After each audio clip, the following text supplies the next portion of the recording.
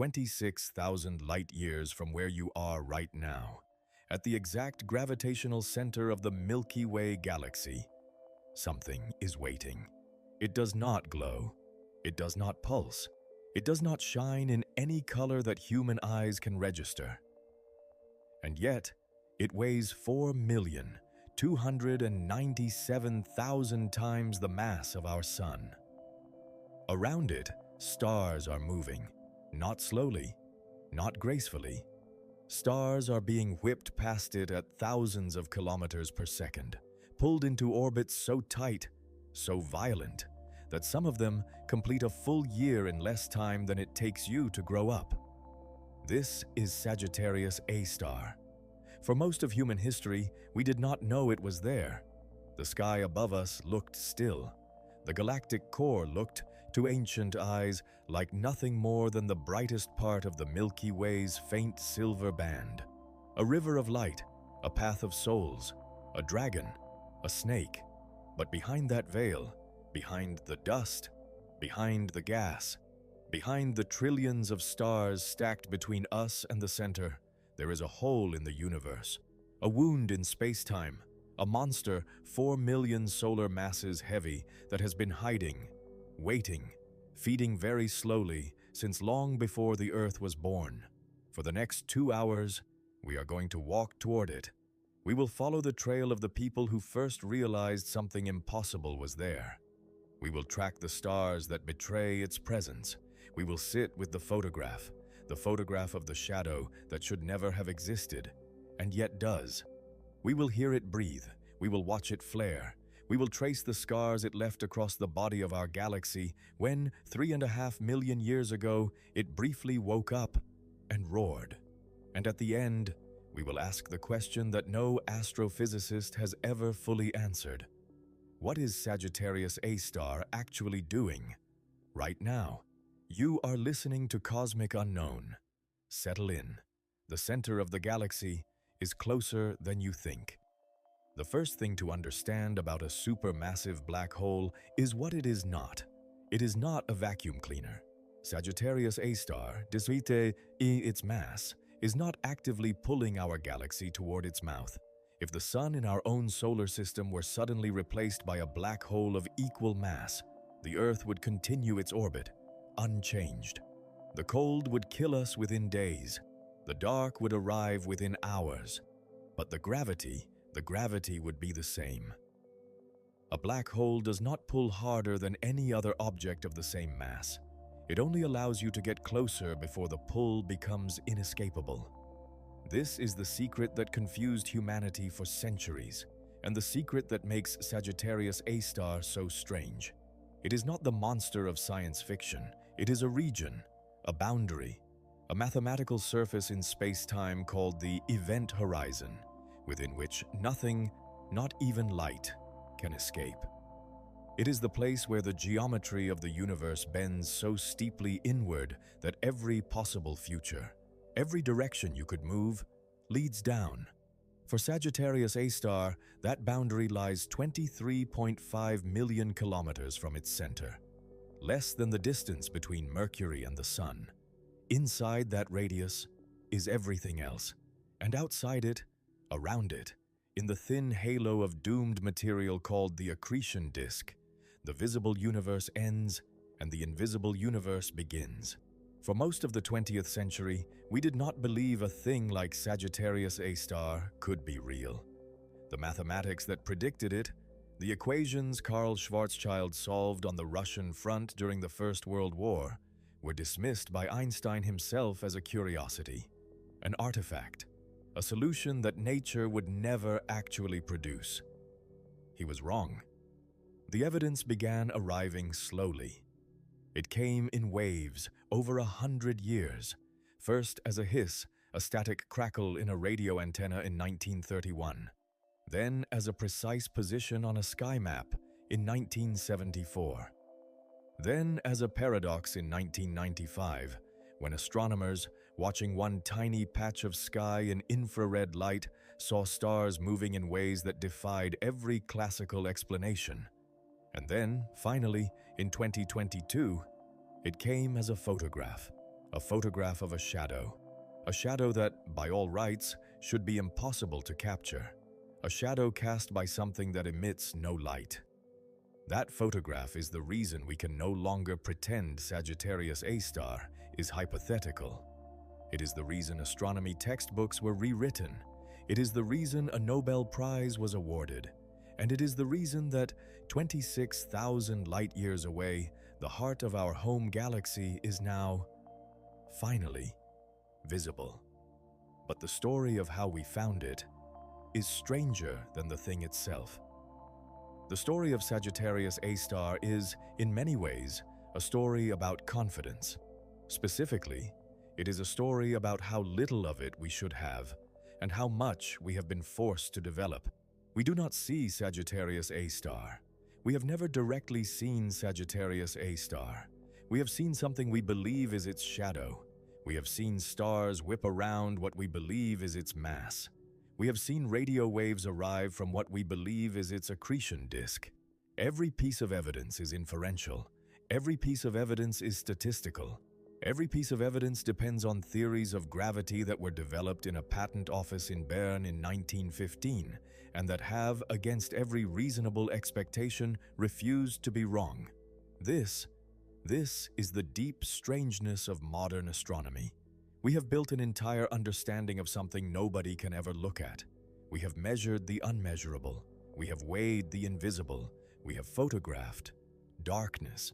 And what we have found is that the universe is exactly the way Einstein said it would be, in the most extreme conditions imaginable. The Schwarzschild solution holds.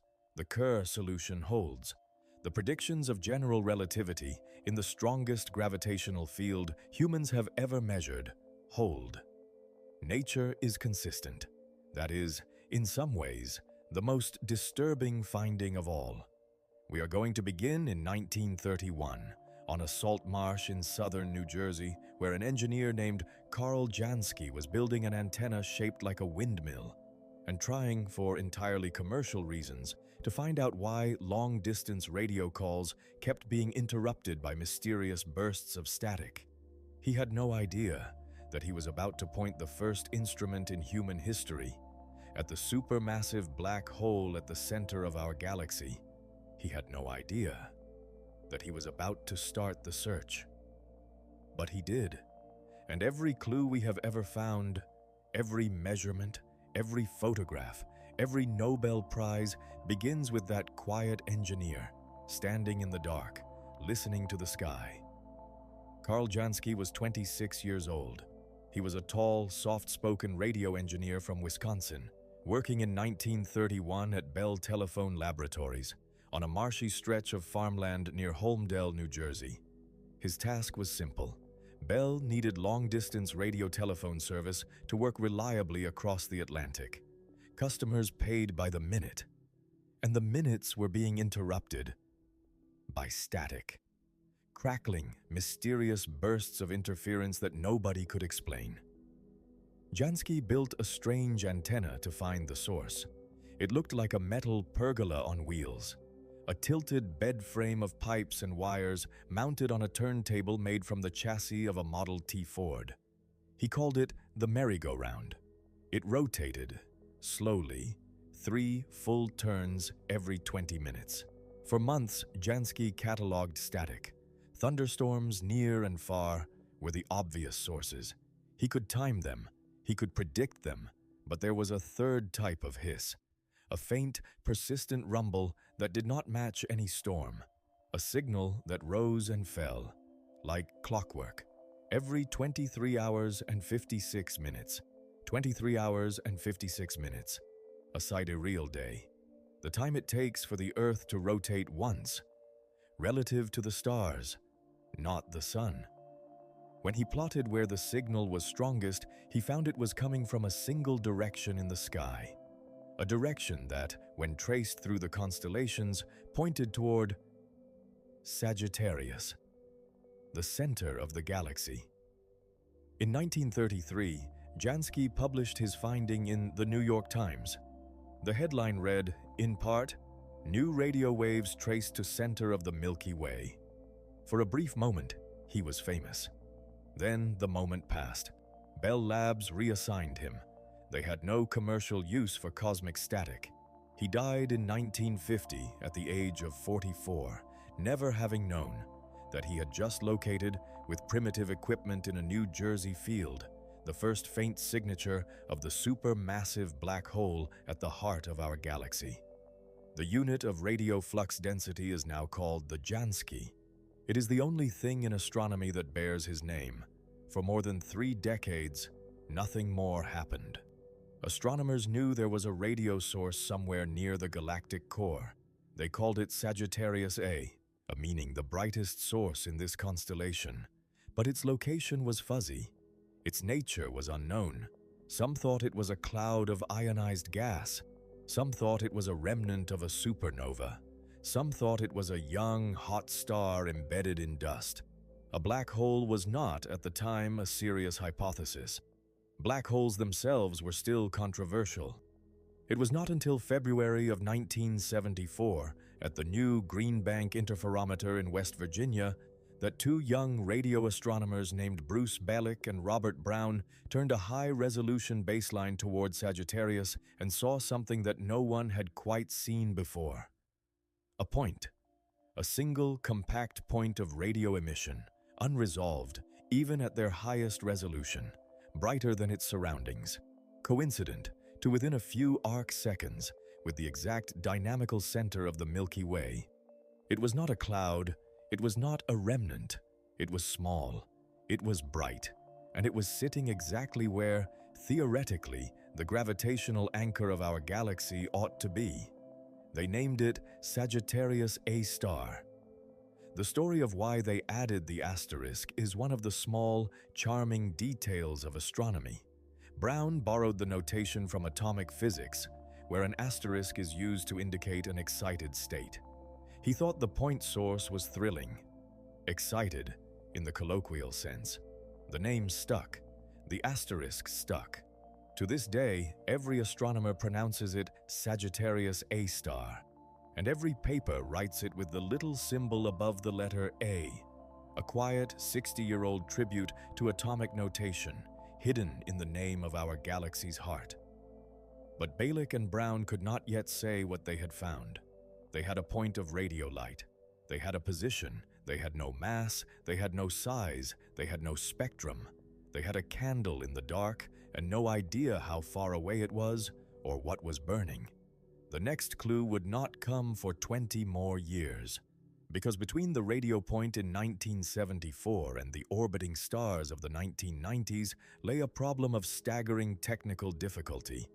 The center of our galaxy is hidden.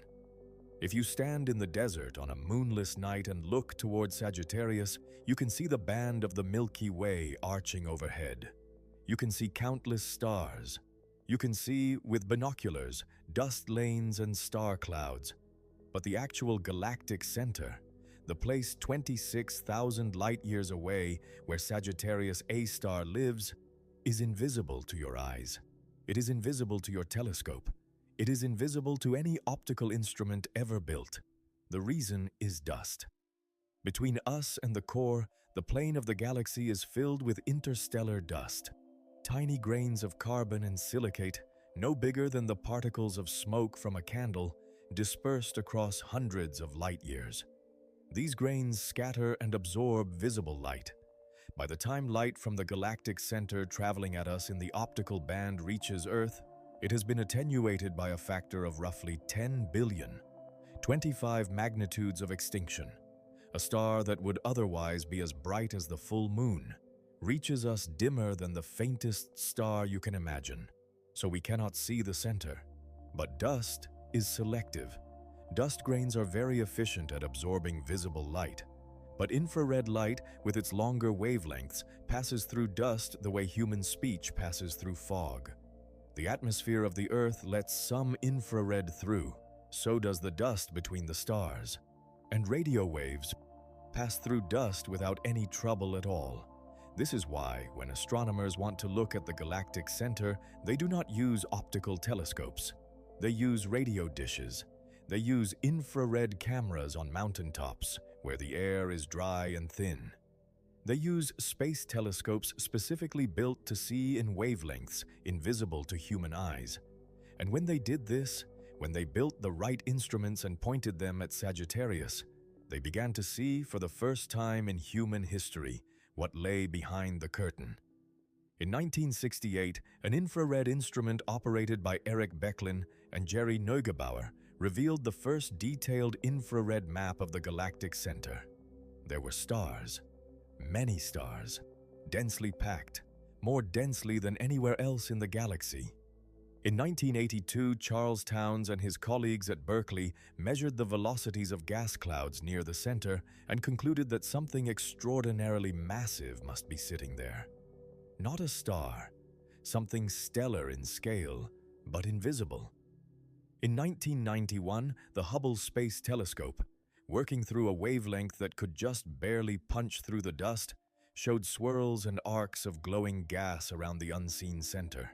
And then, in the spring of 1995, on a mountaintop in Chile and on another mountaintop in Hawaii, two teams of astronomers began an experiment that would change everything. They began to take pictures of the same patch of sky every few months for years. They were going to watch the stars at the galactic center move, and they were going to use that motion to weigh the invisible.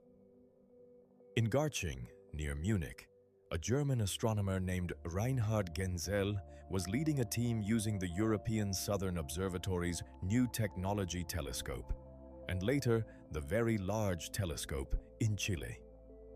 In Los Angeles, an American astronomer named Andrea Ghez was leading a team using the W.M. Keck Observatory on Mauna Kea, Hawaii. They did not know each other well. They were competitors.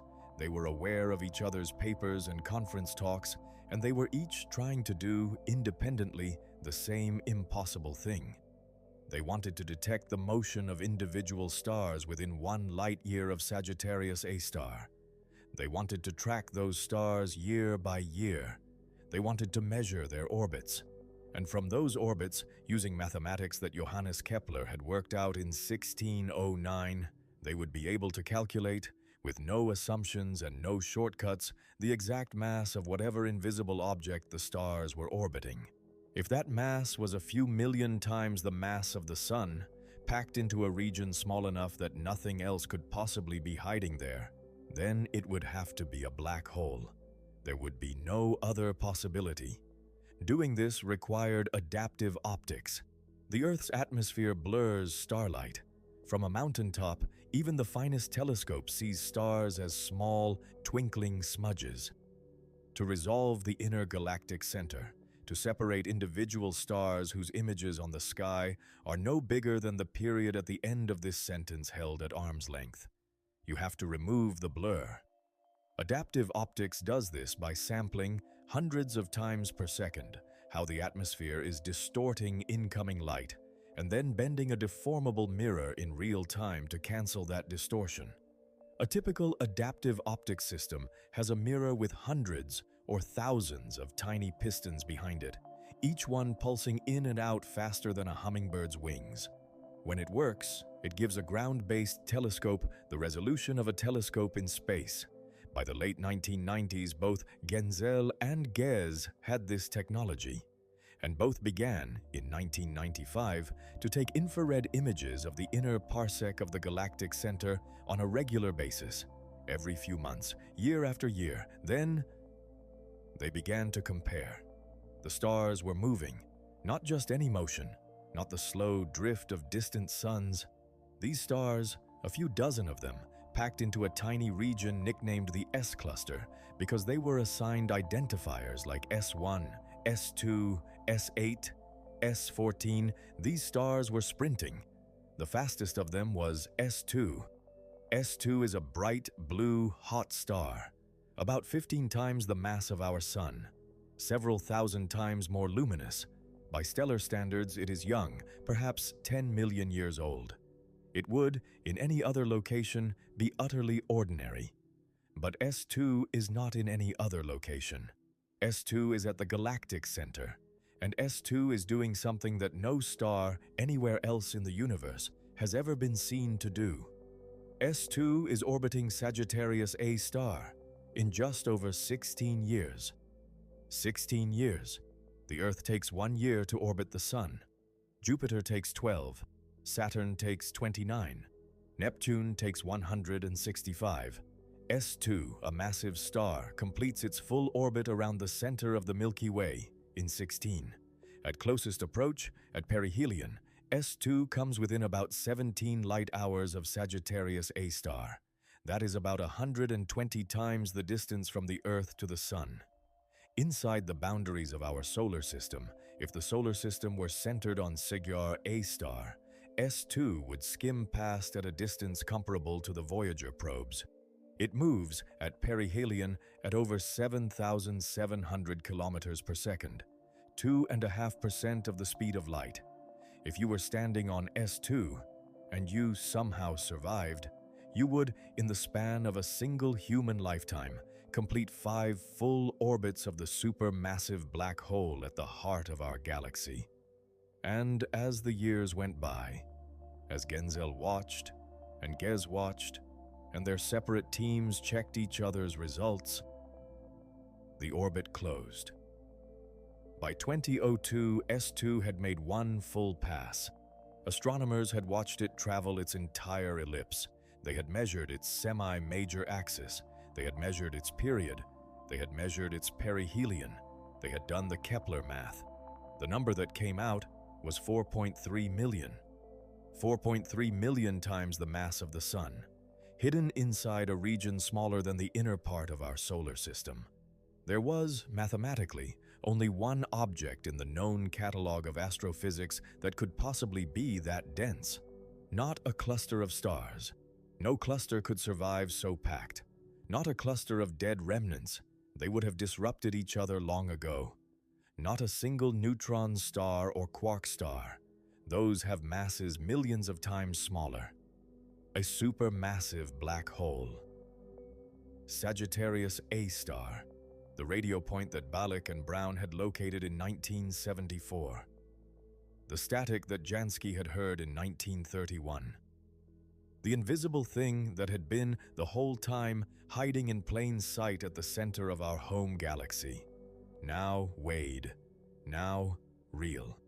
In 2020, the Nobel Committee announced that Reinhard Genzel and Andrea Ghez would share half of that year's prize in physics for the discovery of a supermassive compact object at the center of our galaxy.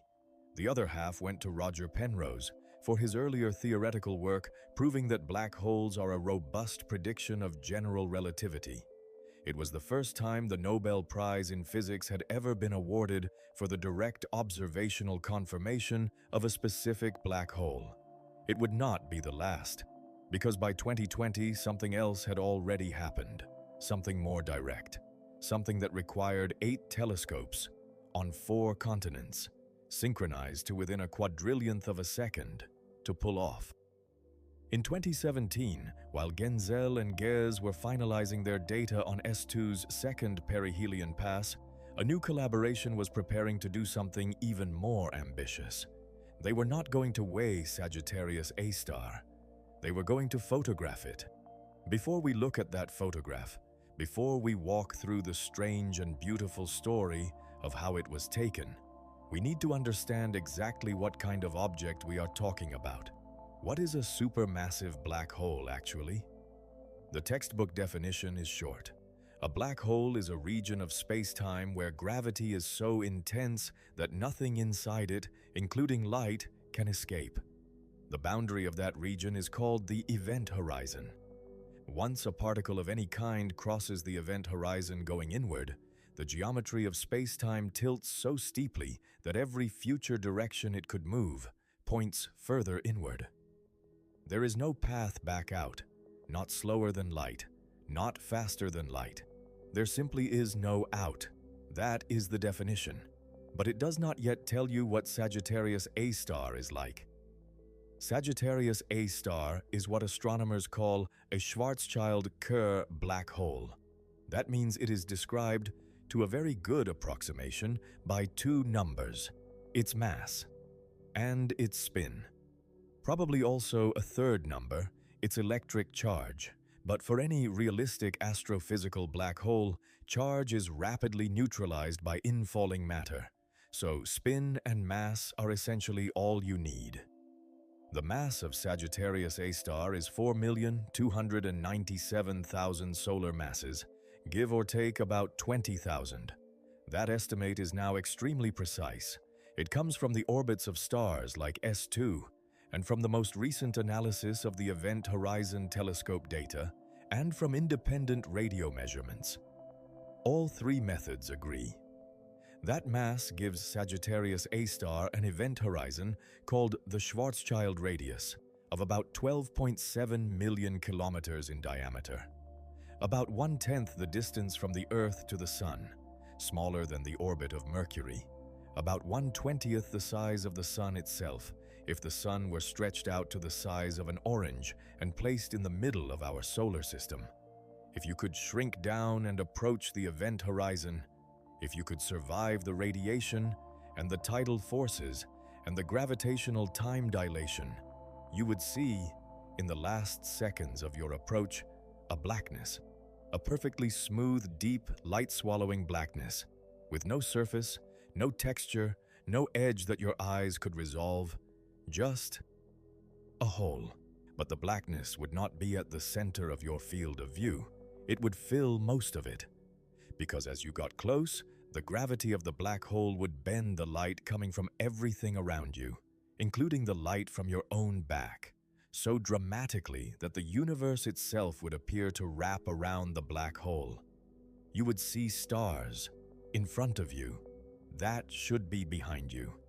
You would see the Milky Way's stars peeled around the silhouette of the hole, like a curtain pulled around a missing pillar. And then the light from your own feet would orbit the black hole half a turn and reach your eyes, so you would see yourself for an instant. Just before crossing the event horizon, you would see, looking outward, the universe's history. The light from all of the things that fell in after you would catch up to you, layered, compressed, blue-shifted, brighter and bluer. The galactic past would unfold above you in the last second of your life. And then, the horizon would close behind you, not visibly. There would be no flash, no boundary, no edge. You would still be falling. The walls of the universe would continue to look open, but you would now be inside a region from which no future signal you sent, no light you emitted, no radio wave, no message in a bottle, could ever reach the universe outside again. The singularity, the place where, in classical general relativity, the curvature of space-time becomes infinite. The place where Einstein's theory predicts itself to fail. That is what is at the center of Sagittarius A-star. But the singularity is not what dominates the world around Sagittarius A-star. What dominates that world is the accretion disk. Around any astrophysical black hole, infalling material spirals inward, not straight down. Because gas in a galactic center has angular momentum, the way water in a draining sink has angular momentum, the gas cannot simply plummet inward. It must orbit. It must shed energy. It spirals in a flattened disk, layer by layer, approaching the event horizon over thousands or millions of years. In that disk, the gas heats up. Friction, turbulence, magnetic stresses convert the kinetic energy of the falling gas into thermal energy. The inner regions of the disk can reach temperatures of millions, even billions of degrees. They glow. They emit X-rays, ultraviolet, optical and infrared light, and synchrotron radio waves from charged particles spiraling along magnetic fields. A bright accretion disk around a supermassive black hole is the most efficient engine known in the universe. It can convert up to 40% of the rest mass of the infalling matter into pure light. By comparison, hydrogen fusion in the Sun converts less than 1%. This is how the brightest objects in the universe shine. Quasars. Active galactic nuclei. NGC 1068. The Seifert galaxies.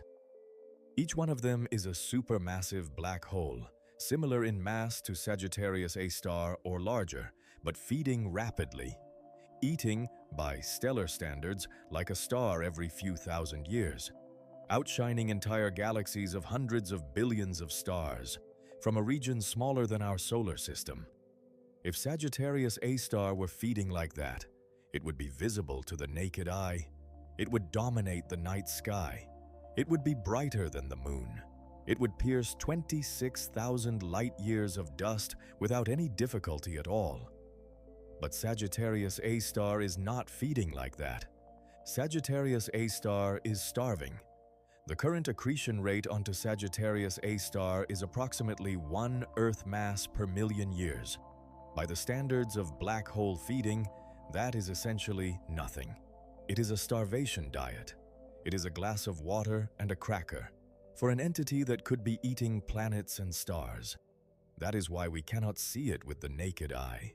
That is why, for most of the 20th century, the center of our galaxy looked boring, quiet, empty in radio, in X-ray, in infrared. Sagittarius A-star is one of the dimmest supermassive black holes ever measured, relative to its mass. The total luminosity of the entire system, the accretion disk, the corona, the variable emission, is about 10 to the 36 erg per second, about 1/100th of the luminosity of the Sun, from an object that weighs 4 million suns. Why is it so quiet? Some of the gas around it is being driven away by winds. Some of it is being heated by stellar processes faster than it can fall in. Some of it is, perhaps, simply not there. The inner few light years of the galaxy have been cleared over time by past episodes of feeding, and by the radiation pressure from the dense star cluster that surrounds Sagittarius A-star. Whatever the reason, at this moment in galactic history, Sagittarius A-star is taking a long nap, feeding gently, glowing dimly, stirring occasionally. But astronomers have learned that quiet does not mean inactive. Quiet does not mean asleep. Quiet around a supermassive black hole can change. In an hour, in a day, in a single afternoon. In 2013, Sagittarius A-star brightened in the infrared by a factor of 75. We will return to that when we talk about right now.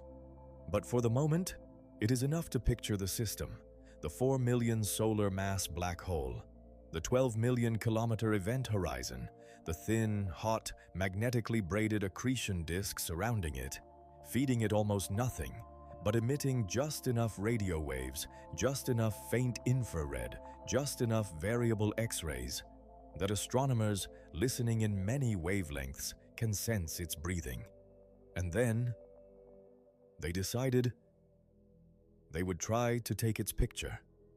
Imaging a black hole is, by the standards of astronomy, an act of insanity. Sagittarius A-star, despite its mass, is from 26,000 light-years away, vanishingly small. Its event horizon, 12 million kilometers across, would, on the sky as seen from Earth, occupy an angle of about 50 microarcseconds. A microarcsecond is 1/1,000,000th of an arcsecond, and an arcsecond is 1/3600th of a degree. To put that into a more human scale, imagine standing on the surface of the Earth and trying to read the date stamped on a coin sitting on the surface of the Moon. That is roughly the angular resolution you would need to image Sagittarius A-star. There is no single telescope on Earth or in orbit that can do this. Not the Hubble, not the James Webb, not the largest optical telescopes on mountaintops. Their resolution, even with adaptive optics, falls short by a factor of about 1,000. The reason is fundamental physics. The angular resolution of any telescope is limited by the wavelength of light it observes, divided by the size of its primary mirror. To resolve something 50 microarcseconds across, in optical light, you would need a mirror tens of kilometers wide. That is not buildable. The largest single-dish telescopes ever constructed are about 30 meters across, and even those are still under construction. You would need to scale up 1,000 times. So the Event Horizon Telescope did not build a telescope. It built an Earth. The technique is called Very Long Baseline Interferometry, VLBI. The idea is that you do not actually need a single dish kilometers wide. You need a collection of smaller dishes, spaced kilometers, or hundreds of kilometers, or thousands of kilometers apart, that all observe the same source at the same time, with their signals recorded in exquisite synchrony. If you can later combine those signals in software, using the timing of each photon's arrival at each dish, you can mathematically simulate a single telescope as wide as the longest distance between your dishes. The longest distance between two dishes on Earth on opposite sides of the planet is about 13,000 kilometers. The diameter of the Earth, that is the synthetic aperture the Event Horizon Telescope uses. To make it work, the EHT collaboration linked together radio observatories in 9 locations. The Atacama Large Millimeter Array in Chile, the South Pole Telescope at the geographic South Pole, the Sub-Millimeter Array in Hawaii, the Large Millimeter Telescope in Mexico, the IRAM 30-meter in Spain. Other dishes in Greenland, in Arizona, in France, each one of them on a single night would point at the same target. Each one would record the incoming radio waves with atomic clock-level precision. Each one would copy that data onto stacks of hard drives. Then, those drives would be flown, physically flown by airplane, to one of 2 supercomputer correlators, one in Massachusetts, one in Germany. The data volumes were so vast that internet transmission was impossible. The hard drives traveled by FedEx. Once the drives arrived, the correlators began the work. The supercomputers would line up the data from every dish, photon by photon, accounting for the precise rotation of the Earth, the precise atmospheric conditions, the precise instrumental delays. After months of correlation, the result would be a series of complex numbers. Not yet an image, but the data from which an image could be reconstructed. Then, the imaging algorithms would run. There are several, each one designed to be slightly different, so that the team could check whether the image was robust against algorithmic choices. This was the strategy. This was the plan. In April of 2017, over the course of 1 week of unusually clear weather in many locations simultaneously, the Event Horizon Telescope did its first global observing run on Sagittarius A-star and on the supermassive black hole at the center of the elliptical galaxy M87. Then, the team began to process. The processing of the M87 data was finished first. Its black hole, despite being 53 million light-years away, is more cooperative. It is more massive, 6.5 billion solar masses, and the timescale on which its accretion flow changes is days, not minutes. The image was in some sense a steady picture. On April 10th of 2019, the Event Horizon Telescope released the first photograph of a black hole's shadow. It was the M87 image, a glowing orange ring with a dark center, the first image ever of an event horizon. It made the front page of every science publication on Earth. But Sagittarius A-star was not yet ready. Sagittarius A-star was harder, much harder, because Sagittarius A-star is so much smaller than M87's black hole. The gas around it orbits much faster. The accretion flow shifts on a time scale of minutes, not days. Over the course of a single night of EHT observation, the system around Sagittarius A-star is changing while you are looking at it. It is like trying to take a long exposure photograph of a running child, except the child is also dancing.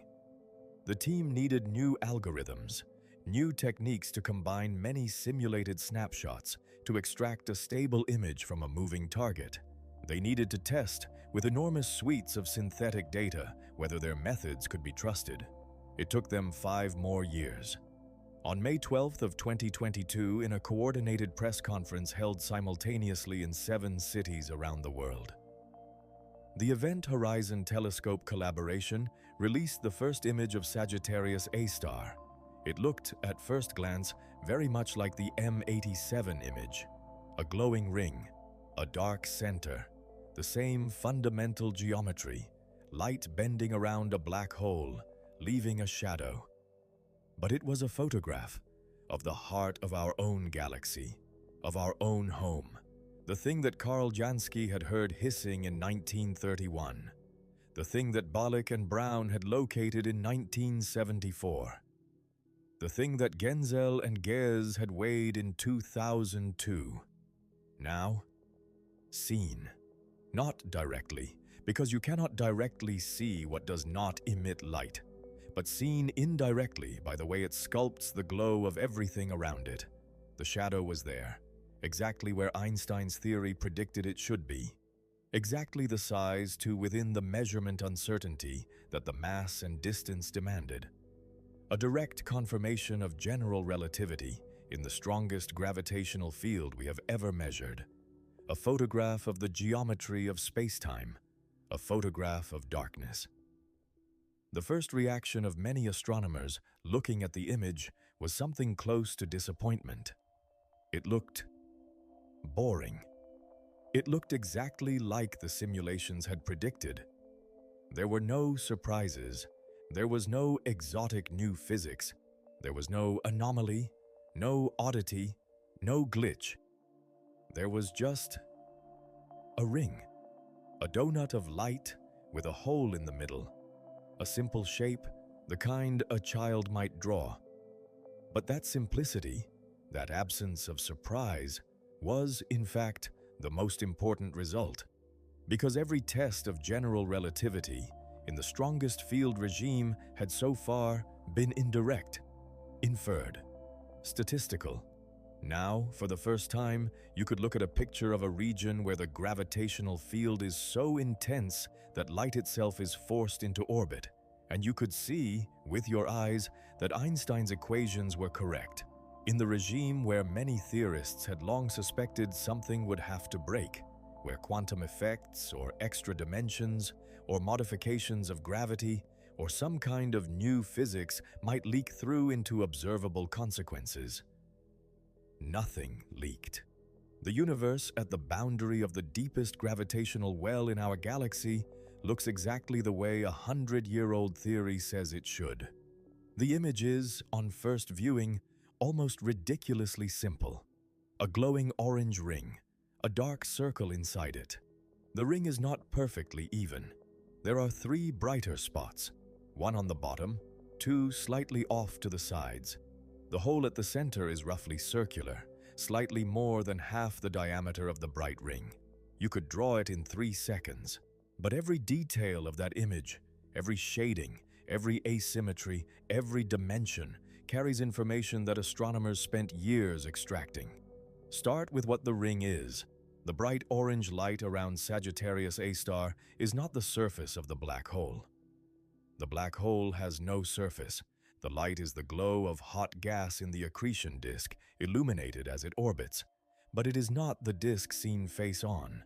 The disk's geometry, combined with the way the black hole's gravity bends light, produces a phenomenon called the photon ring. Light emitted from gas behind the black hole can be bent around the back of the hole by gravity and can reach the observer from the front. This means that you see, in addition to the disk's direct emission, a halo of light that has been gravitationally lensed all the way around. The very brightest, most concentrated ring you see is, in fact, made of photons that have actually orbited the black hole some number of times before escaping. Light that took, in its travels, a curlicue path around the void.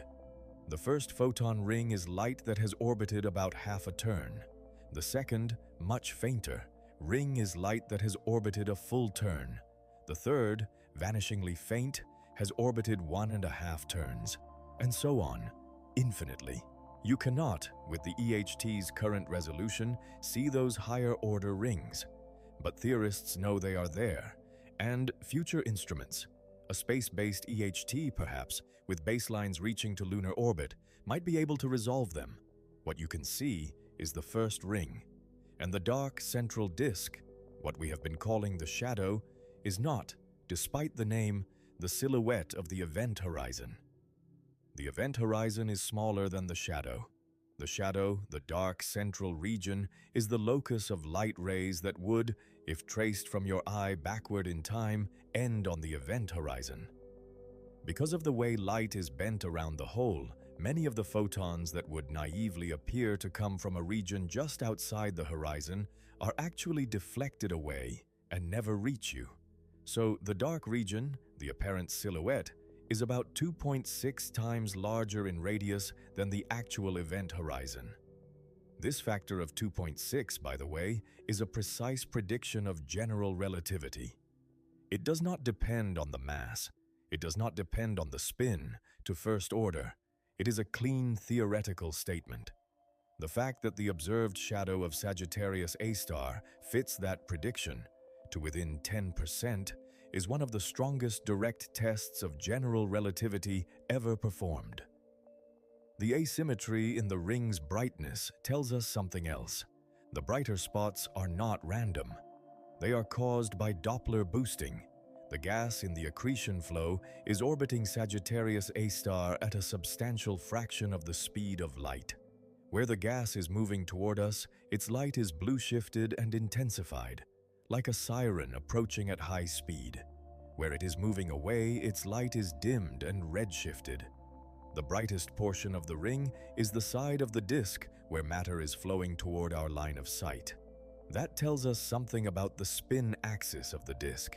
The detailed pattern of the brightness and the polarization of the light allows astronomers to map the structure of the magnetic field within a few event horizon radii of the black hole.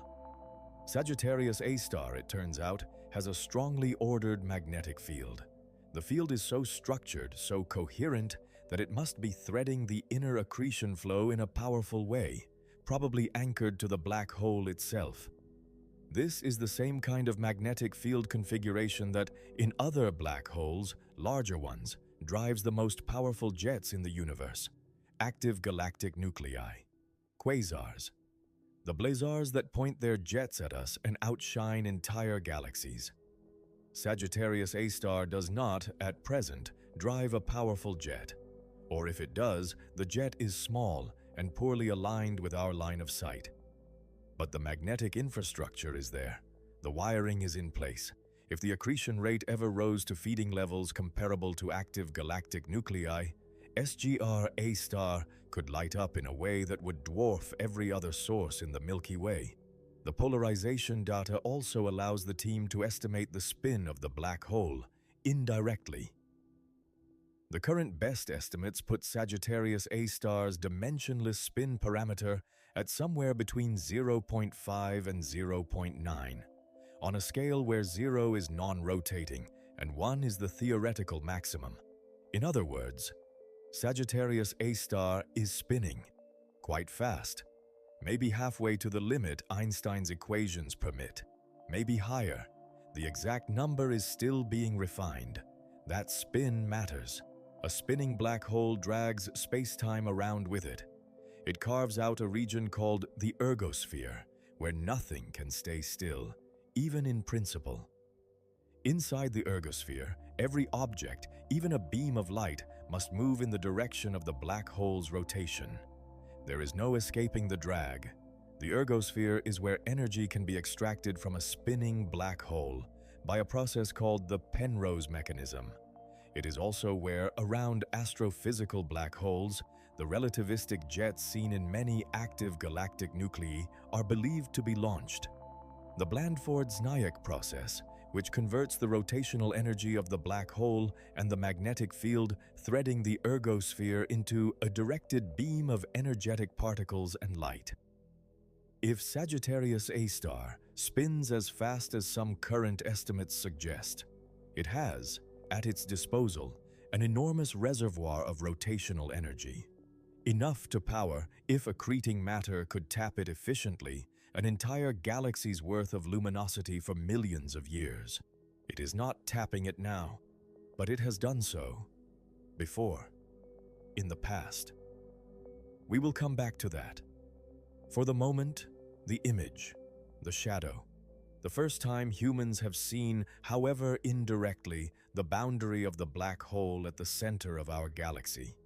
It is, in a way, a portrait of something that has been waiting at the heart of the Milky Way for somewhere between 4 and 10 billion years, of something that the first life forms on Earth, in their crawling, uncomprehending way, could not have imagined existed, of something that, even now, we understand only in broad strokes.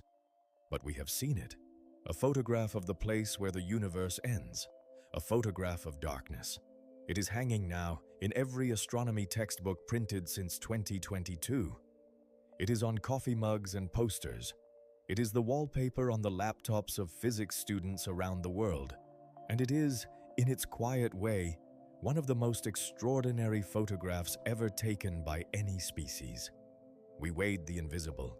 We watched the stars dance around the unseen. We bent the planet itself into a telescope. We saw the shadow. And now we are going to look more carefully at what surrounds it. Because the inner light years of the galactic center around Sagittarius A-star are not empty. They are full. They are crowded. They are stranger in their way than the black hole itself. If you could lift the dust away from the center of the Milky Way, if you could suddenly see, in clear, visible light, the inner 10 light years around Sagittarius A-star, what would you see? Stars. Enormous numbers of stars.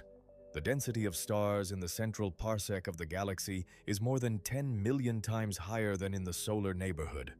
Where we live, out near the rim, the nearest star is more than 4 light years away. There, near the center, stars are separated by light days, light hours, light minutes. The night sky, if there were such a thing on a planet near the core, would be a blazing dome with no dark patches between the stars. It would be like standing inside a chandelier the size of a galaxy. These stars belong to several distinct populations. The first and most extraordinary is the S cluster, the stars whose orbits revealed Sagittarius A-star's mass.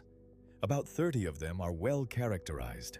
They are all young, hot, blue stars with masses between about 8 and 20 times the mass of the Sun, and ages of just a few million to a few tens of millions of years.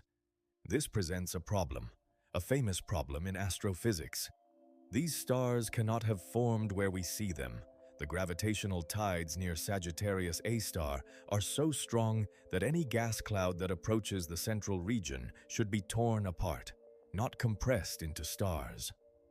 Star formation requires a cloud to collapse under its own gravity.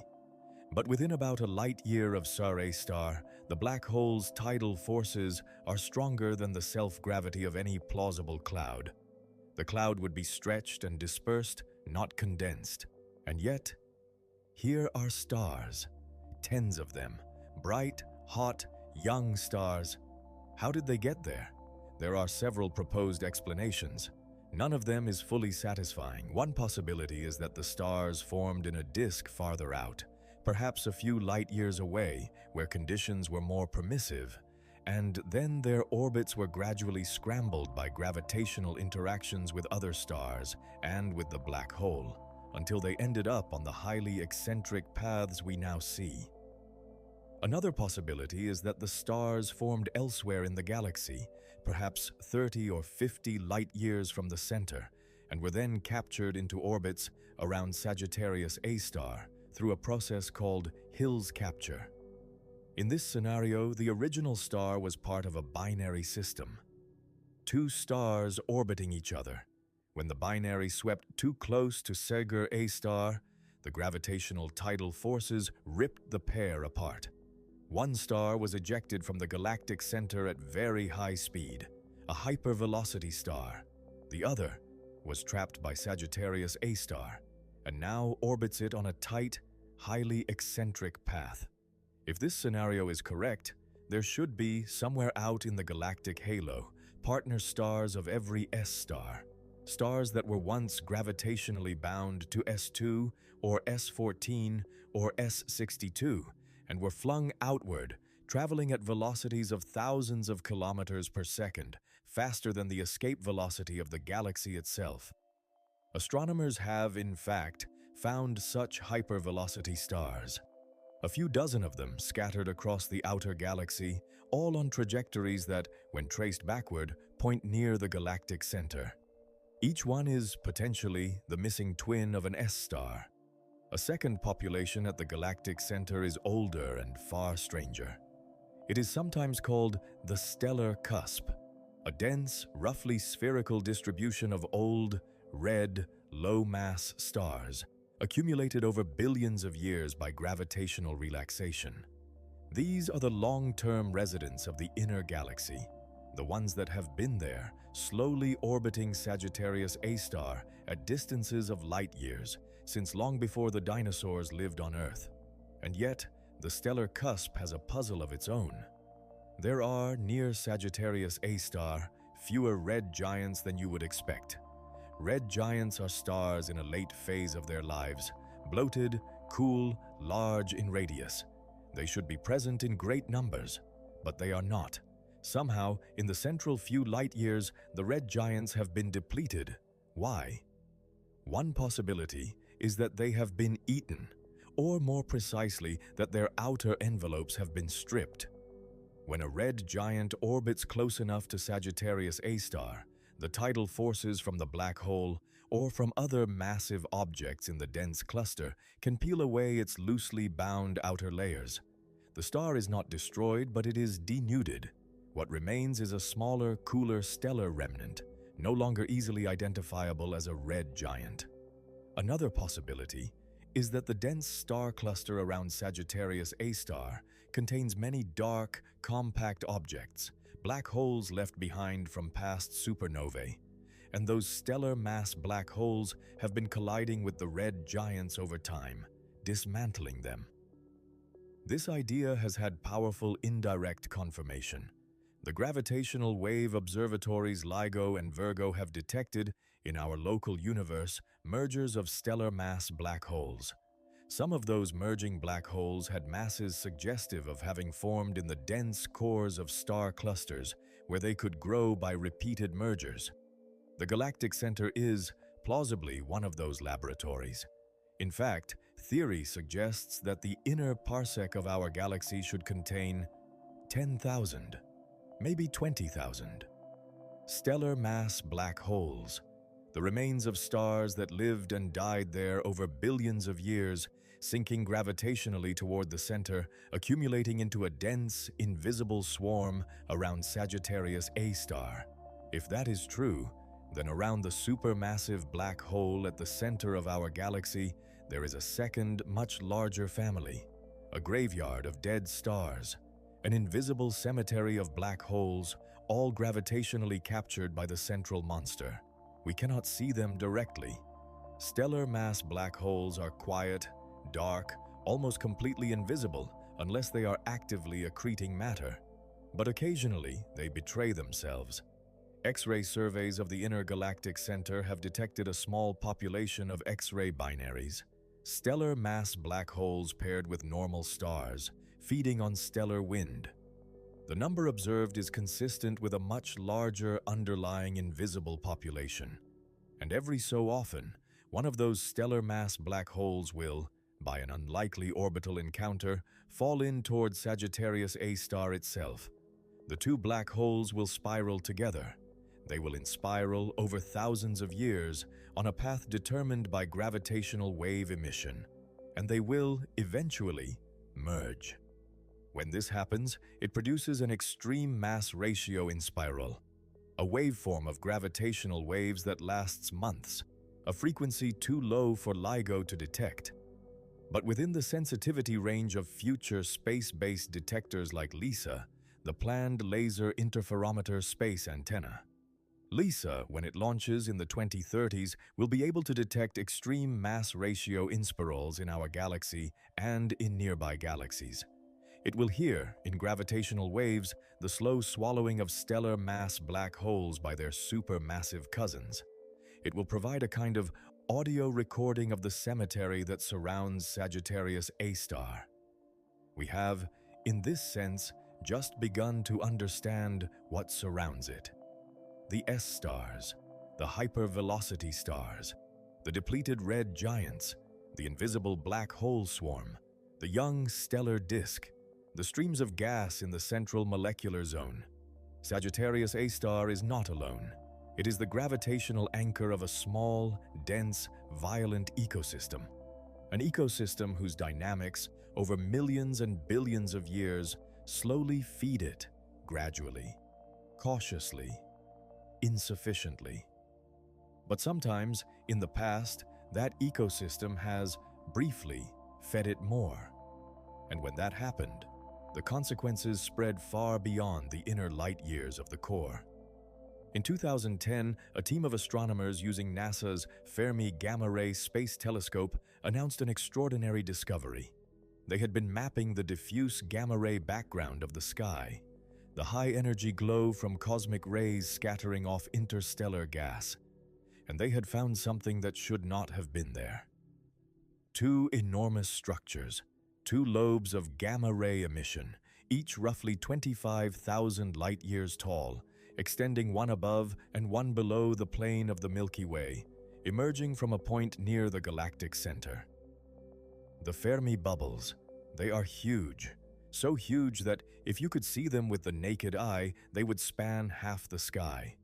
A vast, sharp-edged hourglass figure, perpendicular to the Milky Way's disk, centered on Sagittarius A-star. In total, the Fermi bubbles contain an energy of about 10 to the 55th power erg. That is roughly the energy of 10 million typical supernova explosions, or, equivalently, the energy of converting the entire rest mass of 100 suns into pure radiation. What could have produced them?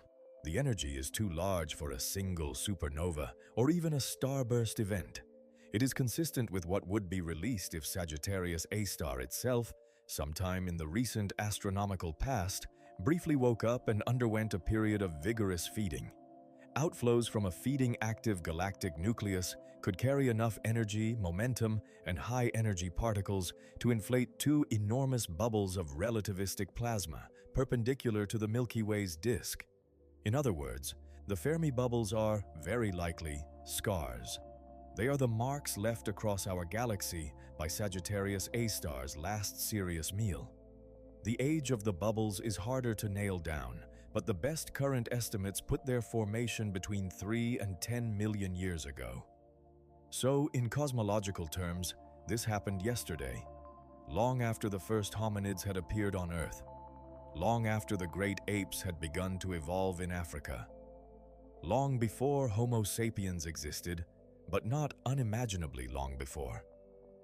If Sagittarius A-star had erupted 6 million years ago instead of 3 million, an ancestor of yours might have been alive to see it.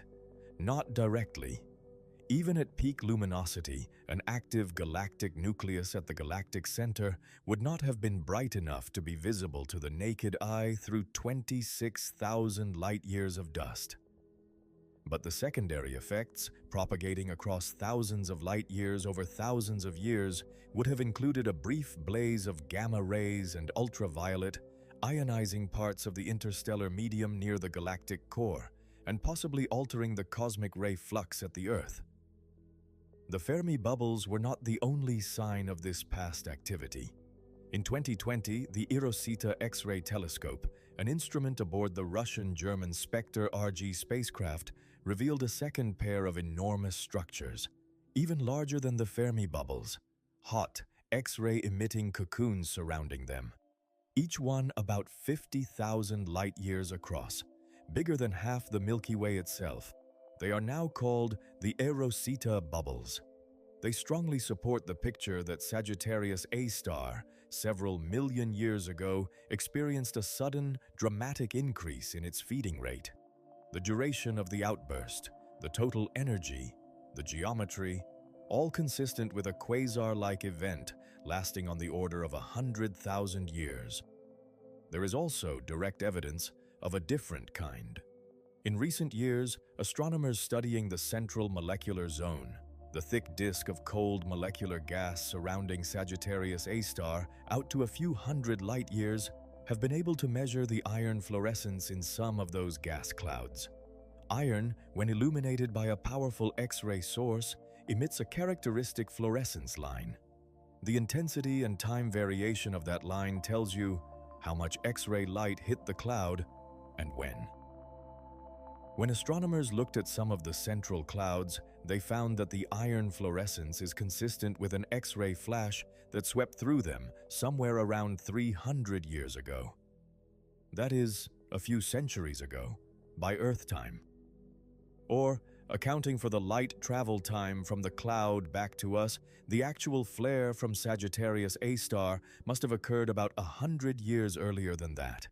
In other words, a few hundred years before now. Sagittarius A-star, very briefly, in geological terms, brightened by a factor of about 1,000,000. This was not a Fermi bubble scale event. It was much smaller, but it was a flare, a significant flare, observable now only by its echo in the surrounding gas. Astronomers call it a Sagittarius A-star fossil flare, and these flares are not unique. They are a regular feature of Sagittarius A-star's history. When you put it all together, the picture is this. Sagittarius A-star is not, in any meaningful sense, dormant.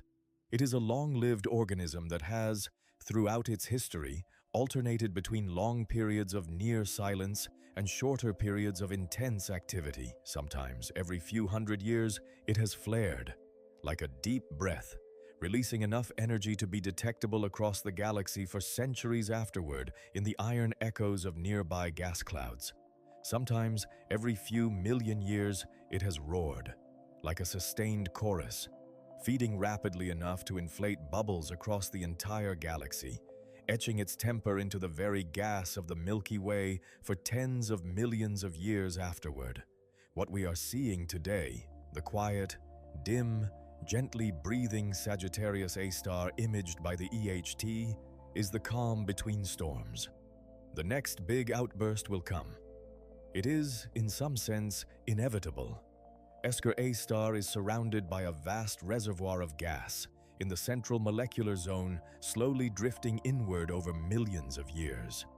When enough of that gas penetrates the inner few light years, it will fall toward the black hole, form a temporary accretion disk, and feed.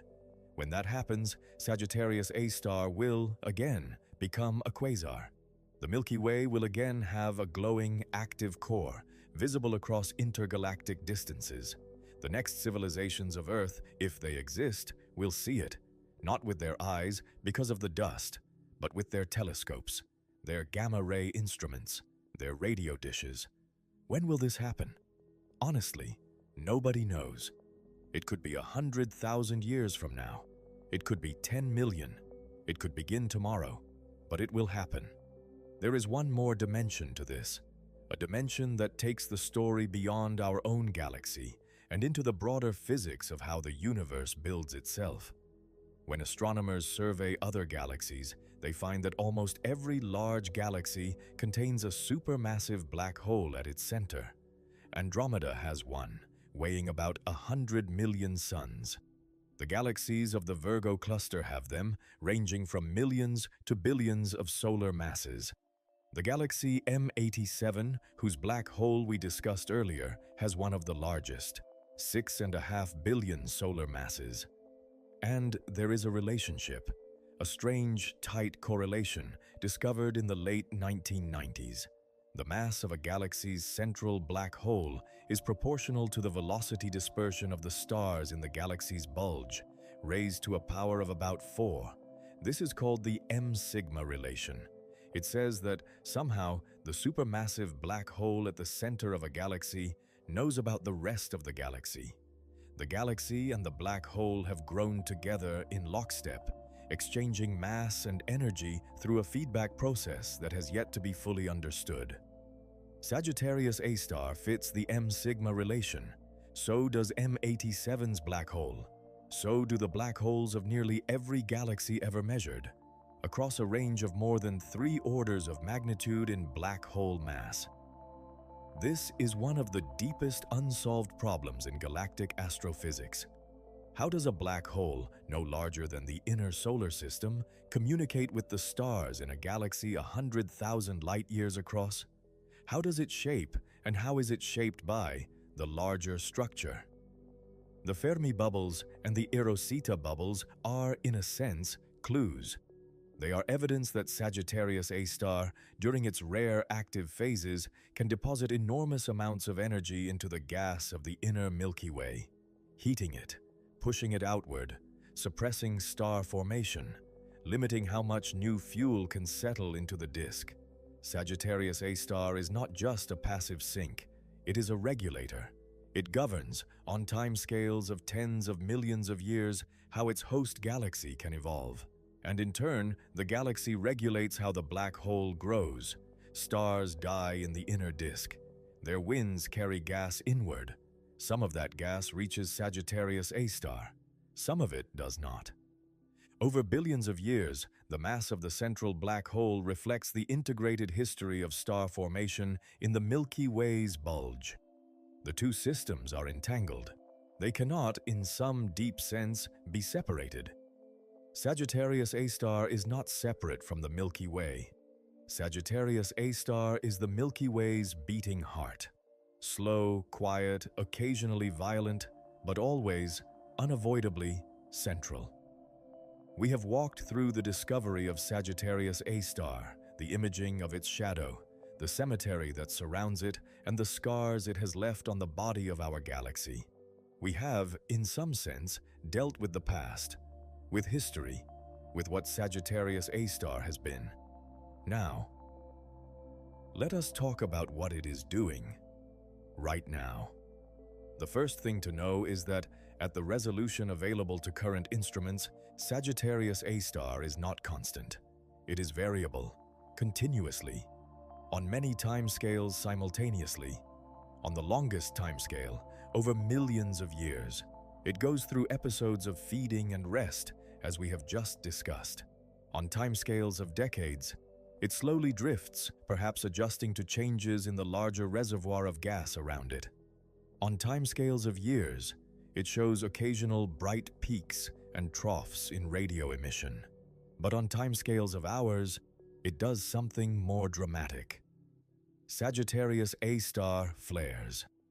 In 2013, on October 20th of that year, astronomers using the Chandra X-ray Observatory caught the largest X-ray flare from Sagittarius A-star ever recorded. Within a few hours, the X-ray brightness of Sagittarius A-star increased by a factor of about 400. Then, over the next few hours, it faded back down. That kind of flaring is, on closer inspection, almost continuous. Not always to such extreme levels, but Sagittarius A-star is, every day, brightening in infrared and X-ray emission by factors of 10 or more, on timescales of an hour or so before fading again.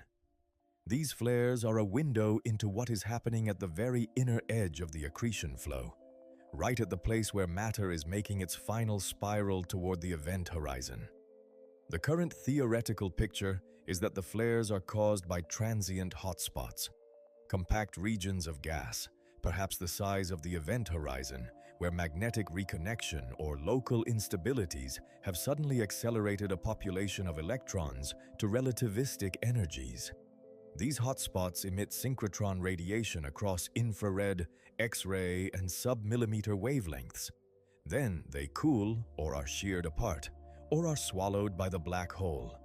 The timescale of the flares, a few hours, is suggestive. The orbital period at the innermost stable circular orbit of Sagittarius A-star is approximately 30 minutes. A flare lasting a few hours is consistent with a hotspot persisting for several orbits, then dissipating. In 2022, just months after the EHT released the first image of Sagar A-star, a complementary measurement was made by ALMA, the Atacama Large Millimeter Array. ALMA observed Sagittarius A-star during a flaring episode, and for the first time was able to track the linear polarization of the millimeter wave radiation in time. The polarization angle rotated steadily during the flare. It rotated, in fact, on a time scale consistent with a hotspot in orbit around the black hole. A hotspot, in other words, that was visibly orbiting the event horizon, tracing out an arc in the sky, sending its light to us in patterns that, when reconstructed, drew the geometry of relativistic motion in a gravitational field stronger than any other in our galaxy. In a strange and almost poetic way, the polarization data did something the still images could not.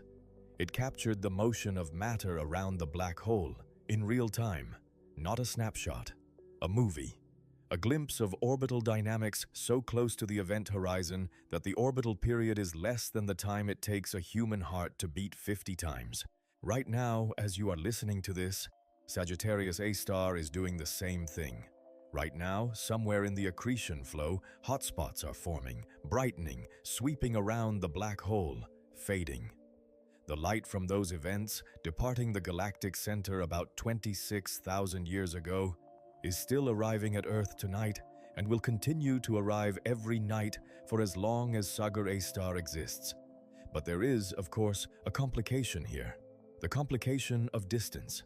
When we talk about what Sagittarius A-star is doing right now, what do we mean by right now? The light we are receiving from Sagar A-star tonight left it 26,000 years ago. That means that what we call the present in our observations is actually a moment in the Pleistocene, a moment when Neanderthals still walked Europe, a moment before agriculture, before writing, before any city that humans have ever built. The Sagittarius A-star of right now, the Skiar A-star of the year 2026, in its own local time, in the actual present moment at the galactic center, is 26,000 years in our future. Whatever it is doing now in its local frame is something that no human being will ever observe. Not anyone alive today, not anyone in the next 1,000 generations.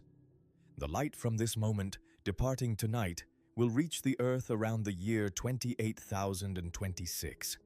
If humans, or anything descended from humans, still exist then, they will see it. It is an odd inheritance. We are, in a sense, looking at a recording, a 26,000-year-old recording of the gas in the accretion disk, the dance of the S-stars, the flicker of the hotspots. The version of Sagittarius A-star we are studying is the version that existed before agriculture was invented. By the time the light from today's galactic center reaches Earth, if there is anything here that resembles a civilization, it will be looking at something unimaginable from our vantage point. The flow of time between the galactic center and Earth is a one-way river with a delay of 26,000 years. The S-stars, however, are still observable in something close to real time. Their orbital periods are years to decades, and we can track them in our own galactic neighborhood with little distortion. S2 in particular is now approaching its next perihelion pass. Its 16-year orbit, since its last close approach in 2018, has been bringing it slowly back inward. It will swing past Sagittarius A-star again in early 2034. That perihelion will be a major scientific event. Astronomers will use it as they have used previous perihelia to test general relativity at the strongest gravitational field accessible to current observations. They will measure the gravitational redshift of S2's light as it climbs out of the deeper well at perihelion. They will measure the relativistic precession of its orbit. They will, if all goes well, place even tighter constraints on the geometry of spacetime near a supermassive black hole. And then, 16 years later, S2 will return again. Sagittarius A-star, throughout all of this, will continue to flare, continue to feed quietly, continue to wait. Inside the event horizon, where the singularity sits, where the equations of general relativity say that nothing humans currently understand applies, there is a region we cannot observe. A region that, in principle, could be doing anything. Tied to ordinary spacetime only by the boundary of the event horizon and by the mass and spin we measure from outside.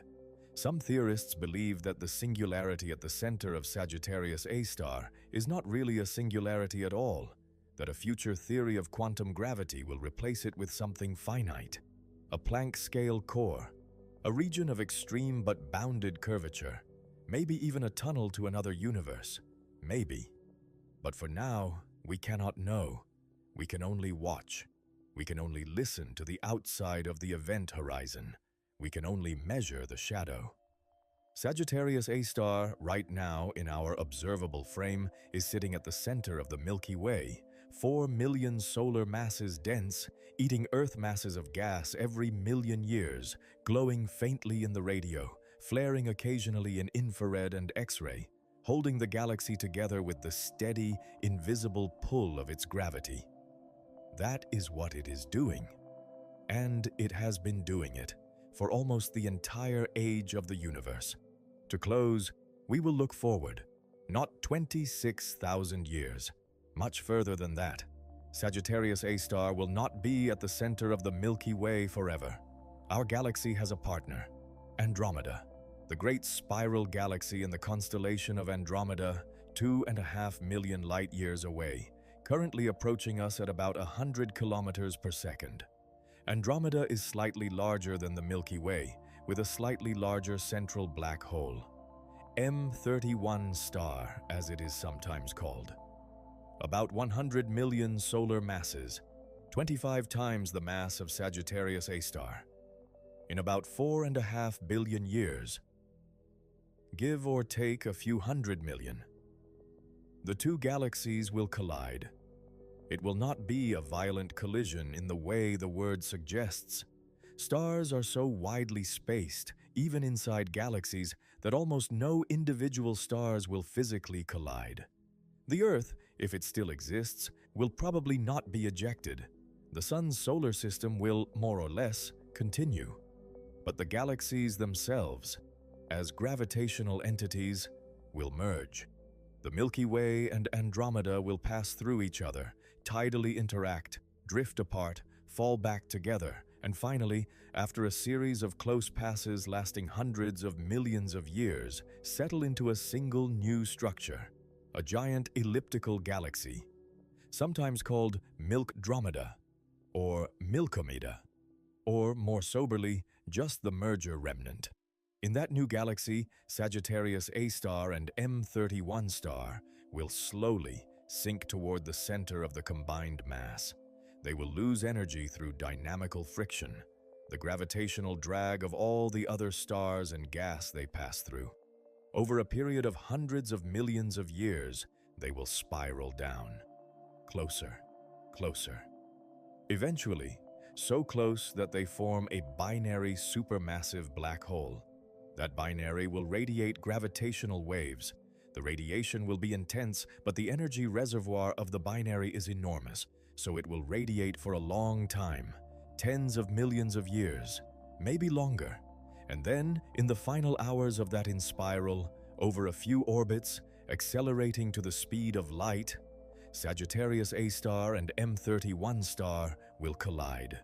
The merger of two supermassive black holes is one of the most violent events the universe can produce. The peak power released, briefly, is comparable to the luminosity of the entire observable universe. It is so much power that, if there were a civilization watching from a neighboring galaxy at the right moment, they would, for fractions of a second, see a flash of gravitational radiation more intense than the combined light of every star in every galaxy in the visible sky. Lisa, or its descendants, would in principle be able to detect such mergers across the entire observable universe. After the merger, a new black hole will exist, probably around 104 million solar masses, give or take, with a particular spin determined by the geometry of the inspiral, possibly with a residual kick velocity, depending on the orientation of the colliding spins. Almost certainly the dominant gravitational anchor of the new merged galaxy. Sagittarius A-star will, in this future event, cease to be Sagittarius A-star. It will be absorbed. It will become part of a larger thing. But that is not the end of the story. The new merged black hole, Milkdromeda's central engine, will continue. It will eat. It will perhaps become active again as the merging galaxies funnel new gas inward. It will glow as a quasar for some millions of years, then go quiet again, then perhaps flare some millennia later. It will exist for an extraordinarily long time. How long? The universe, as we currently understand it, is on a trajectory of accelerating expansion. The dark energy that fills the vacuum is pulling everything apart.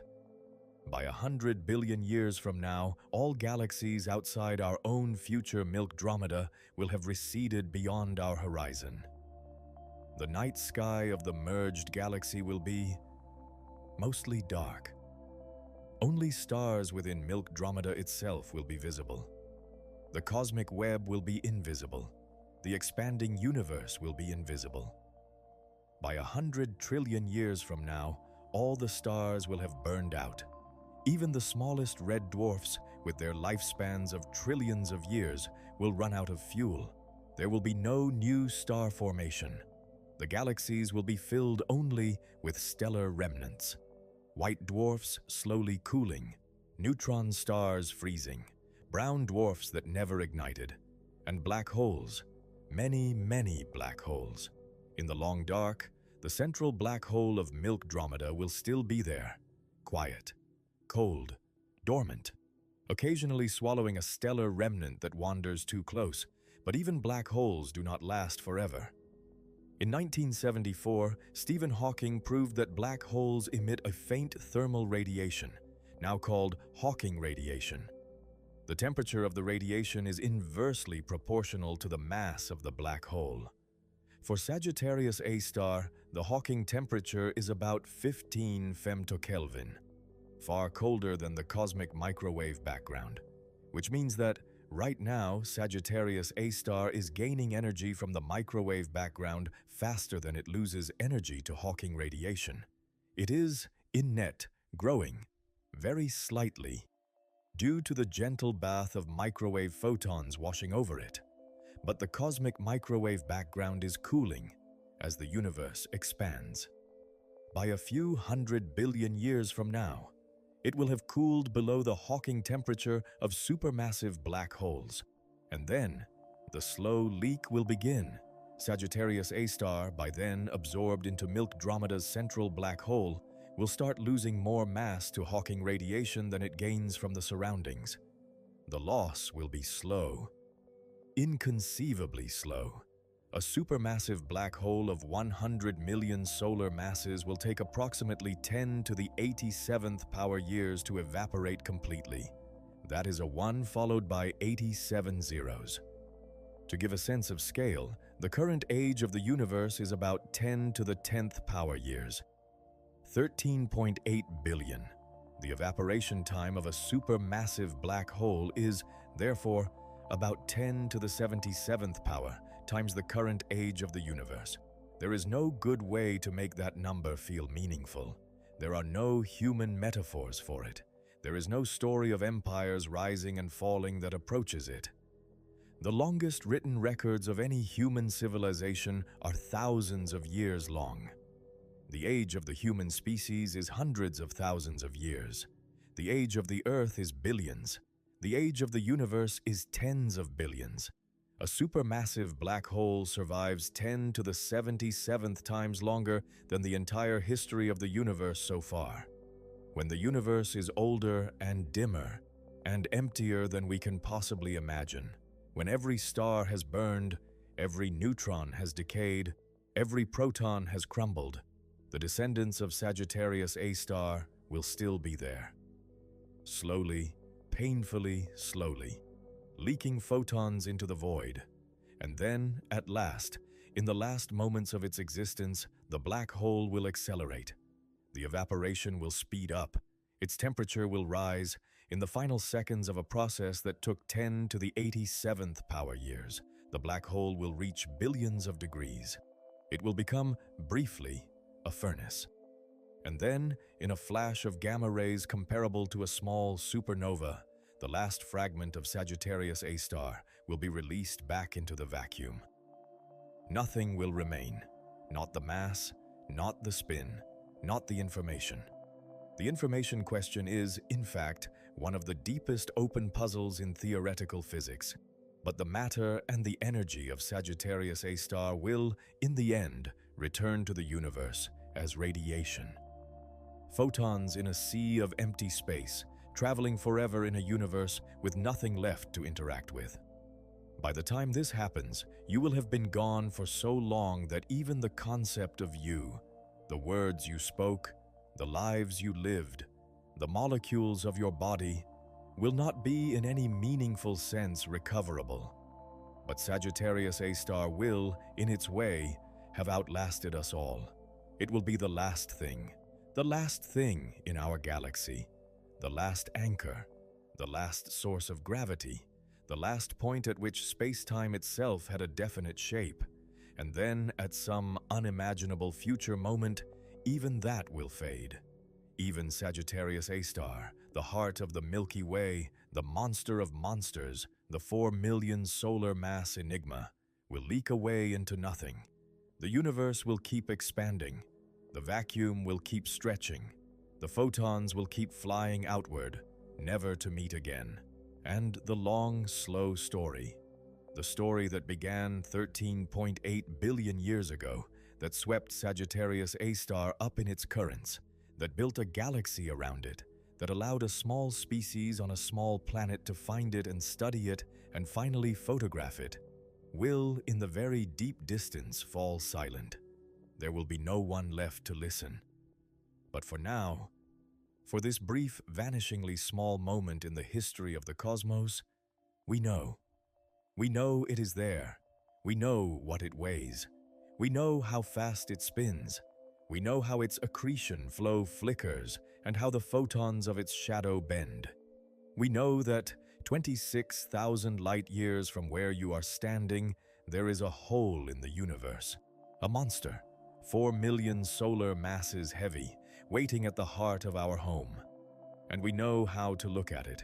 Karl Jansky's static, Balick and Brown's radio point, Genzel and Gez's S-stars, the Event Horizon Telescope's shadow, 5,000 years of human civilization, 100 years of radio astronomy, a century of general relativity, all of it condensed into a glowing orange ring and a circle of darkness at its center.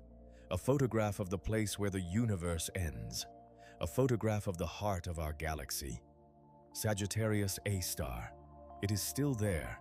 It is still waiting. And it will outlast everything. This has been Cosmic Unknown.